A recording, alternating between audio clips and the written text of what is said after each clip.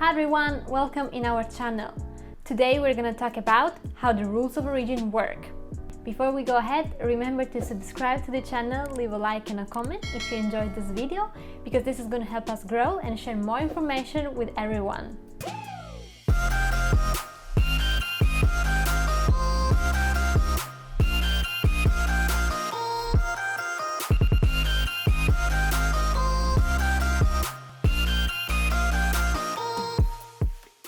So, moving forward with our topic, what are the rules of origin? The rules of origin are basically guidelines, criteria that help you understand where your product is coming from, basically, especially when the products are not wholly obtained in the country you're shipping, or let's say you think they're originating from. Because, for example, if you take in consideration a jar of marmalade, but then you source the sugar from a country and the strawberries, let's say it's a strawberry jam, from another country, and then you use some other local, ingredients, what is the country that it's coming from, this product?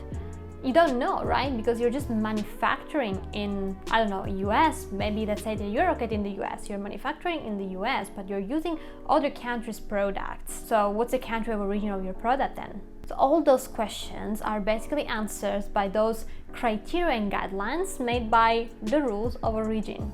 Now, rules of origins are widely used by governments worldwide, and basically they help you get some benefits if the country the products are originating from are part of any of the free trade agreements that that specific country has with, let's say, other parties, other countries. So let's take the US, for example. Let's say that you're shipping from the US to Korea. There's a free trade agreement between Korea and the United States. So any goods that are originating from the United States, they actually get preferential duty rate that is basically most likely, 0 or a lower duty rate, because it's coming from the US rather than, coming from another country where there's no free trade agreement they sign with. Getting a preferential duty rate is a plus. Why? Because then even your product becomes more competitive, right? You don't have to include a higher duty in your product price, or if you ship in DAP and you let your customers pay for it, then in that case they don't have to pay for such high duty, right? Because it's already quite low or eventually included in the price. So this helps you as well if you're able to get some benefits from the free trade agreement, and if you actually classify your product correctly that it falls in a free trade agreement and you get a preferential duty rate, you're also more competitive. So that's the fun part, but it's not always fun, let's say, because when a product is originating from a specific country, there may be some restrictions or anti-dumping duties, which means more duties compared to other countries. So you need to be careful when you actually apply for a certificate of origin. You have to actually consider, am I eligible for, let's say, a free trade agreement, or I'm going to get any anti-dumping duties, or let's say, will I be restricted somehow, like my products are they restricted if coming from a specific country, and so on. So not only just fun part, which means preferential duty rate, lower duty rates, free trade agreement, and so on, you need to take in consideration restrictions, quotas, or let's say even the anti-dumping duties or a higher duty rate. And generally when it comes to rules of origin, you can't simply just go for the made in mark on your product package, because it's not enough. You can't simply just say, oh, it's coming from China or it's coming from the United States. You actually need to certify and prove that the country of origin is really the US, for example, and not China. So, how are those rules designed? Now, let's think about how those rules are designed. So generally there are two sections. They're either originating goods or non-originating goods. So originating goods are generally wholly obtained goods. For example, Black Angus, Australian Black Angus or something like that. It's born and raised in Australia, so we know it's made in Australia. It's wholly obtained and originated from Australia. But then you have what is manufactured, for example, in Australia. Like when you source product, like the example of the strawberry jam, when you source product for different countries and then you assemble and manufacture and have a change of process and type of product, which we say HS code, change of HS code, even if you're just manufacturing a country, you may still be eligible for the country of origin, let's say, rule for Australia rather than other countries where you source the products from, the raw materials from. So it really depends. We're going to look into this in a second, but those are the main two, let's say, steps when it comes to originating goods. It's either wholly obtained or it's been, let's say, consistently transformed, like the raw materials, the components, and you made another product out of it. And then we have non-originating goods, which are goods that either you can't really identify the origin because you don't know, or it's impossible or whatever, but also anything that is not subject to a big transformation.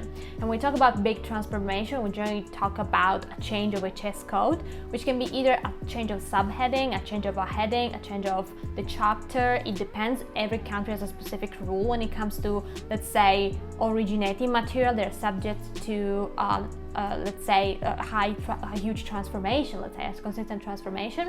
But now let's look at an example. Let's look at Singapore.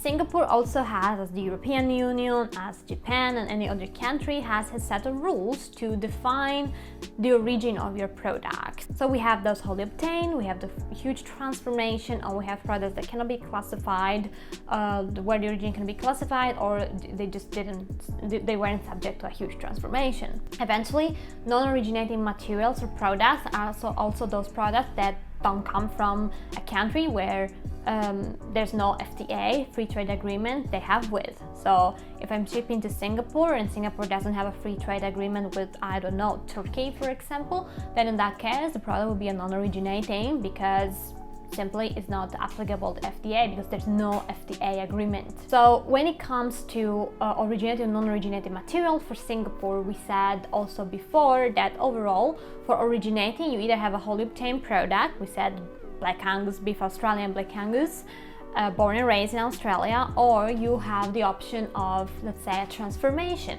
where the raw materials are combined and you make a new product out of it. And there are three different methods to understand if the products went actually through a very consistent transformation.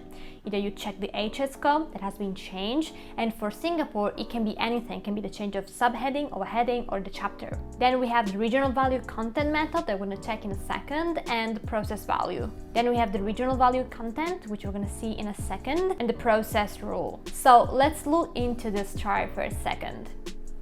So you can see that there are the origin criteria and there are two subsections, is wholly obtained or substantial transformation. When it comes to substantial transformation, we said we have the change of HS code, the regional value content, and the process rule.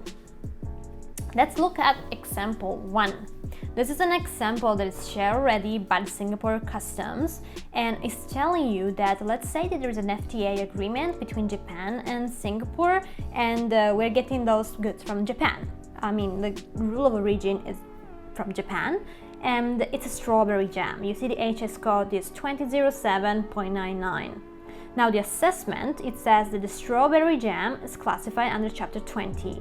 The strawberry fruit and the sugar are classified on chapters 08 and 17. So as you can see already, raw materials and final products are in 3 different chapters. This is already a good step. Then the strawberry fruits and sugar are non-originating because they are imported from Korea and Australia respectively. So Singapore doesn't have, for example, in this case, any free trade agreement with Korea and Australia. So if goods were coming from Korea and Australia, you would not have any, let's say, preferential duty rate. But in this case, the raw material coming from Korea and Australia, which respectively are classified under 2 different chapters compared to the strawberry jam that is under chapter 20. So the strawberry jam is an originating goods because it's a change of HS code. The jam that comes out from those 2 type of raw materials, sugar and strawberries, that are coming from 2 different countries and imported into Japan, they are manufactured and processed so that a new product is made out of it. And in this case, we can say that actually the jam is coming from Japan, even if the raw materials are not, let's say, originating from Japan. And then if we move forward with the regional value content, that's where you actually need to understand what's the content. For example, for the strawberry jam, what's the content of the strawberry jam? Like how many locally produced materials you have and how much is coming from the the outside, from another country. So it says that this rule requires that a certain percentage of the goods value is originating from let's say a free trade agreement country. So it needs to be originated from Japan, a certain amount of raw materials in that product. So there are two approaches, it's build up or build down. The build up approach, you basically get the value of anything that you produced locally, plus any direct label or whatever, plus profits divided by the FOB value, which means just the value of the product. Basically you multiply per 100% and then you get the original value with an build up approach.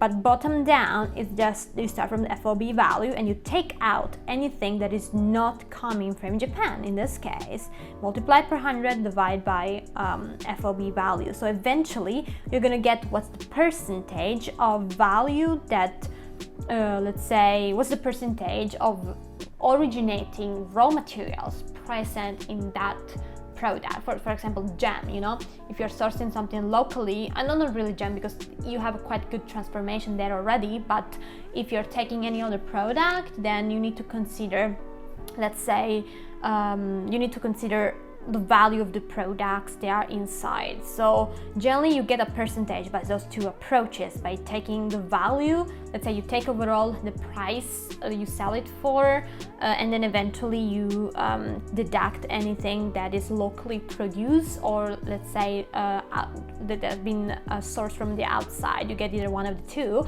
basically done, and you get the percentage of either like coming from the outside or locally sourced products. And eventually, if this percentage is above or below a threshold that they set, some countries they need the 60%, some countries they need 80%. So it really depends. It's where you can say it's coming from one country or another. So let's look into this example. So Asian trade in goods agreement, basically we said there are biscuits, the HS code is 1905.31, and it says that in this case for Singapore it needs to be not less than 40% of the FOB value. So let's look at the raw materials in the biscuits. You have the flours coming from Malaysia, and then sugar is coming from Australia, flour essence is coming from Singapore, and eggs are coming from Malaysia. And then direct labor and overheads and profit and FOB value is 15. So if we look at the value, you look at the origin, then you calculate bottom up or bottom down approach. So if we look at the bottom up, we are looking at let's say anything that is originating basically, plus direct label plus profit. So originating from, let's say, Singapore, there is $1 plus $2 of direct labor, $2.50 of profit divided by the FOB value, which is 15. We see that it's 36%. If I do bottom down, then I have 15 non-originated, I have the FOB value minus anything non-originating. Non-originating means Malaysia, Australia, and the eggs as well. So flour, eggs, and sugar, which are not coming from Singapore. So in that case, it's going to be FOB value minus 4 from the flour, minus 250 from the profit, from the sugar, minus 3 for the eggs. So anything FOB values minus non-originating, let's say, materials divided by FOB value. Both are 36%. So the regional value content of the biscuits is 36%. And as you can see, it's both the same, because of course it's supposed to give the same result, and it's less than 40%. So the biscuits does not meet the rules of origin requirements under this, let's say, FTA agreement. So it's considered as a non-originating good. Nothing is gonna happen. Simply, you're gonna get the general duty rate. You cannot get the benefits. If it was 40 or 41% coming out of those two approaches, then you would have the preferential duty rate under this free trade agreement, ATIGA. So this is how it works, basically. Now, going back to what is needed to get the preferential duty rate, it's not only the fact that you need to identify from where your goods are coming from. You need to verify and certify that, which means you need to have a certificate of origin. So you need to prove it's not only, you can't simply just mark made in US or made in China. We said you need to prove it. if you want to get a preferential duty rate. Even if your product is originated from the US, but you don't have a way, you don't want to apply for a certificate of origin or whatever, you don't care, then at that point you just get the normal duty rate, you don't get the preferential, nothing is going to happen. But if you do want preferential duty rate, it's where you need to apply for a certificate of origin and you need to prove. There are some countries that don't really need the certificate of origin, they may just need some other type of proofs, but general rule is that you need the certificate of origin to show that your product is actually coming. So you need to apply, you need to show proof, get the certificate, and then eventually once you have the certificate of origin, you're good to go, because you can still show it and ask for preferential duty rate and get less duty applied on your product value, and then eventually have your customer pay less, which is going to make you more competitive. That's all for today. Thanks for watching. If you need some help, just contact us in the email that you find in the description of this video. Remember to subscribe to our channel as well if you enjoyed this video, because this is going to help us grow. Thanks again, and see you in the next one.